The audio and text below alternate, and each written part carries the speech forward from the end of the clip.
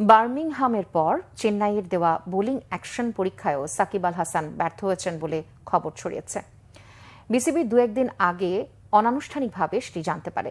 লিখিতভাবে ফলাফল না পাওয়ায় বিষয়টি আনুষ্ঠানিকভাবে ঘোষণা করতে পারছে না বিসিবি। গত সেপ্টেম্বরে সাকিবের বোলিং অ্যাকশন নিয়ে প্রশ্ন ওঠে ইংলিশ কাউন্টি চ্যাম্পিয়নশিপের ডিভিশন 1-এর একটি ম্যাচে। টুর্নামেন্টে সারের হয়ে সমারসেটের বিপক্ষে একটি ম্যাচ খেলেছিলেন বাংলাদেশের অলরাউন্ডার। টন্টনে অনুষ্ঠিত ম্যাচে 111 রানে হেরে গিয়েছিল সারে। তবে 2 ইনিংসে 63 ওভার বোলিং করে সাকিব নিয়েছিলেন 9 উইকেট।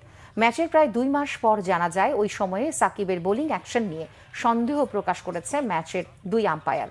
জানা গেছে বার্মিংহামে বোলিং অ্যাকশনের পরীক্ষায় ফেল করার পর গত 21 ডিসেম্বর চেন্নাইয়ে দ্বিতীয় পরীক্ষা দেন সাকিব।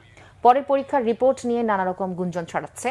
আইসিসির অবৈধ বোলিং অ্যাকশনের নিয়ম অনুযায়ী পরপর 2টি পরীক্ষায় অ্যাকশন ত্রুটিযুক্ত প্রমাণিত হলে সংশ্লিষ্ট বোলারের পরের 1 বছর কোনো পর্যায়ের ক্রিকেটেই আর বোলিং করতে পারার কথা নয়।